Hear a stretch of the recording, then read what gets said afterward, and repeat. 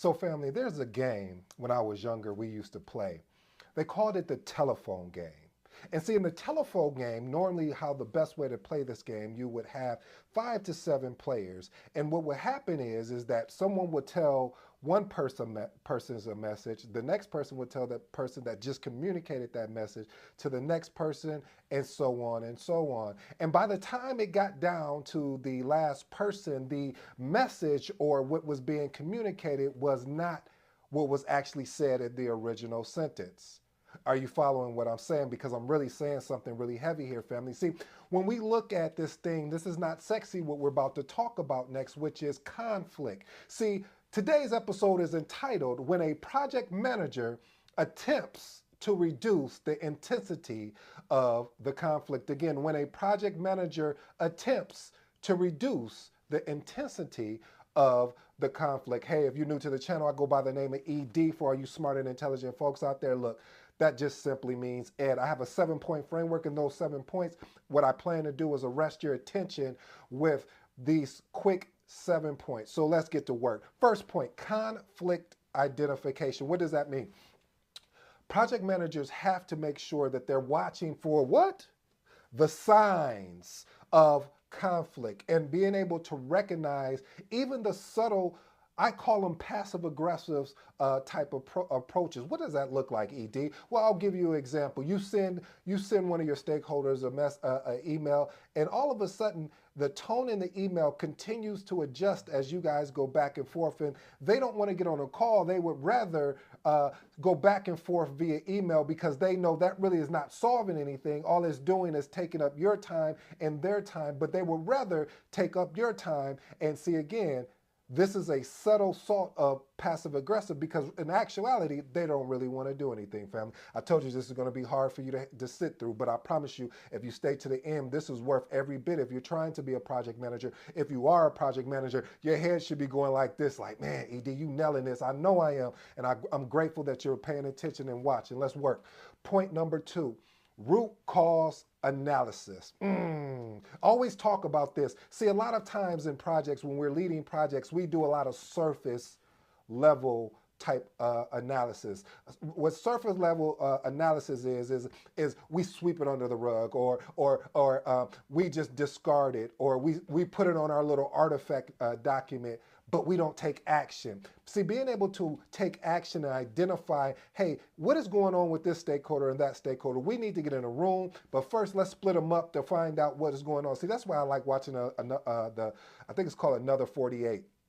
And what they do is when they find 2 people, let's say, for instance, 2 people allegedly committed a crime. And so what they'll do is they'll split them up. And splitting them up, the goal is, number 1, is to be hopefully they're hoping that one would tell on the other. If that doesn't happen, they're hoping that their stories that each one of them are telling will basically be misdirected. What is misdirected? Meaning that what that person was saying is not aligning with the other person was saying. Here's an example. Just to say you and I are walking to the store, and all of a sudden we decide to do something that we shouldn't have no business doing, and then the cops get involved, and then we tell the story, and I'm like, oh, well, we were driving to the store, and then the other person that I'm with, he says or she said, oh, no, we were walking to the store. Oh, so you guys' stories are not adding up.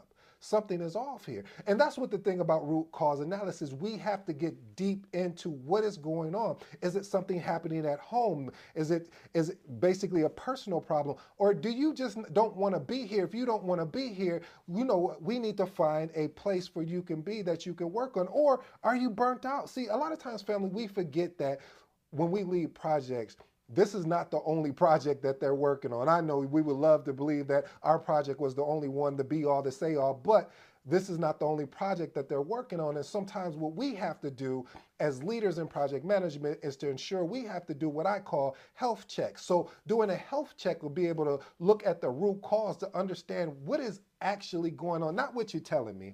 My mentor would always say to me, he'd say, ED, you need to pay attention to what they're not saying. I'll let you vibe on that for a minute. Because family, when you start paying attention to what people are not saying to you, you start developing. I think this is what they call instinct. Okay, you don't like that, intuition, and being able to have intuition and having that instinct allows you to be proactive versus reactive. Let me move. I'm cooking right now. Point number 3, effective communication. You guys know I love the thing, being able to have effective communication. And it's a art. What is an art? Something that you need to study, something that you'll never master, because there are always going to be different ways to be able to communicate. But project managers have to be skilled communicators, ensuring all stakeholders involved have their concerns and their perspectives met. Because a lot of times, as you guys know, a lot of the frustration comes from the set expectations when you are going over the project charter with the team and you're saying, hey, this is the objective, these are the high level this is the high level schedule. This is the high level scope. We're going to dig deeper into this. However, I wanted to give you guys a high level overview, and that now we're going to start planning this actual project out. And a lot of times what will happen is that we don't involve all the stakeholders. We don't involve John over in procurement because we're like, we don't need him. Instead of involving John in procurement, because you may not know that John may have worked in the application department before he transferred over to the procurement department. He may say, hey, ED, you might want to work with Sarah over there because she may be able to give you some guidance on the application. See, family, we have to stop having tunnel vision in certain areas. I'm not saying tunnel vision is bad, but sometimes it can be when we don't open up the scope to be able to understand that we need to involve more people. And then as we understand, as the project starts to develop, and I'm speaking more from a predictive, which is a waterfall approach, that we will be able to have a better understanding of who needs to be part of the party and who needs to go sit down and just chill out. Let's move on to point number 4. Conflict escalation management. You know, family, I struggled with this early in my career, and the reason why I struggled with it is because when you get that opportunity to lead your first project, you're super excited, and you don't want to escalate anything because you feel ashamed that it looks negative, like you don't know what you're doing. But family, is just the opposite. You see, what I love is what I heard, and I may destroy the quote, so please forgive me, but I heard if you don't want to go far, then just basically you don't bring anybody with you. I think I remixed that in a sense. But the point I'm trying to make, family, is you have to be able to escalate when it's necessary. Now, you don't want to do what they say, the boy that cried wolf, and then when the actual wolf showed up, then it was too late. So you want to be strategic. You want to ensure that when you're looking at your project and these conflicts keep happening and you've done everything proactive. Here's a side note. Here's a tip. I got this just for you because I know I got some people that are watching that really enjoy what we're doing here. And by the way, I'm so grateful. I truly am. But I want to give a tip. I want to give some value. I want to over deliver. Is that okay with you? When you look at a project, and you're having you're having conflicts, you're having issues within the project, and the stakeholders are refusing to get along so we can move along, and you have to escalate. Let me give you this one tip. What you want to be able to do is be able to say, when you have to escalate, these are the solutions that I did, not that I tried, that I actually moved through, and here's the result. Ooh, because see, when you have that in place, any exceptional leader will be appreciative because now they know that they didn't have to do the thinking for you. So then they could work with you more, because what happens a lot of times, leaders should be developing other leaders. So they may set it up for you where you will get that aha moment and say, oh, okay, maybe this is how I can attack it. And sometimes they will have to step in, and stepping in and saying, hey, we're going to get this person off the project because this person is not being effective enough. This person is not contributing. If they're not contributing, why do we have them here? Let's move on to point number 5. Negotiation and meditation. Listen, I think that's a part that we don't really talk about within project management is having the ability to negotiate. I would even add, besides negotiation and meditation, I would also add persuasion, being able to be persuasive. That's why I think every project manager should have the opportunity to go in sales and do it for a month or two, or even if you don't want to do it, read some sales books, because it's going to be imperative that when you are speaking to your stakeholders, how are you going to get them to be on the same page as you and they don't report to you?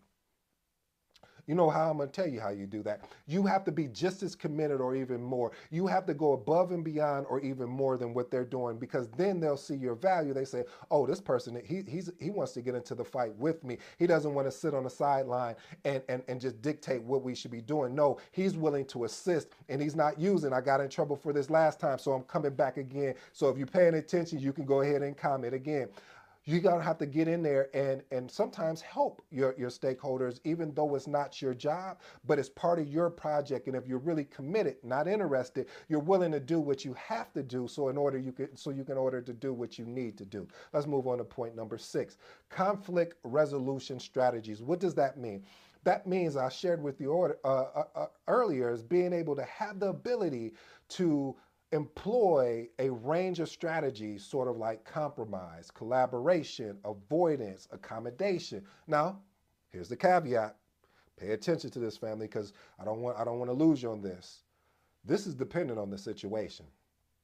There's certain situations that you just cannot collaborate because your stakeholders do not want to set you up for success so you can set them up for success, or vice versa. I've seen some project managers that would not set their stakeholders up for success. They would just say, well, it's their job, just let them figure it out. I'm not scheduling that meeting. I'm not taking any no, they do it. No. So again, family, you have to be cognizant of the situation. And I hate to say this, but I love to say it at the same time, because I'm still learning that you're only gonna learn this through wisdom, or you're gonna learn it through other people that have been through it, like myself, like other project managers. Maybe you've been through it on a personal level, and being able to tie that even to a business level. Because I always say project management is one of those careers and fields that I definitely wish more people would jump into, because it's such an exciting career to be able to have the abilities. You will be shocked that some of the things that you do in your personal life that can transfer over into project management. Let me go on to my point number 7, which is a win-win solution. Hey, listen, I always believe in empowering my team, meaning my stakeholders, ensuring that they have the benefit to ensure that we're all saying the same thing. Like, breaking up the silos. And when you're in an organization, sometimes people can go back to their bad habits because it's comfortable. So as a leader within project management, you got to make them uncomfortable. Say, hey, no, you're not going to go on the side and have that silo meeting when this other team needs to be involved. We're going to do this collectively, collaboratively, to ensure that it's a win-win solution. That way we can problem solve. So if you come up with a proposed solution, we don't got to wait 2 or 3 days. We can solve it in real time. And that's why I love being able to collaborate. But before I go, family, I got one last thing. Point number 8. I know a lot of people don't do this. You know why I know? Because I've asked for this document. But there was an organization that I worked at where they actually did this. They actually kept a running report, and they didn't share it with everyone. They only shared it with the project manager that was going to be leading a certain project that had those stakeholders. And what this is called is a conflict documentation.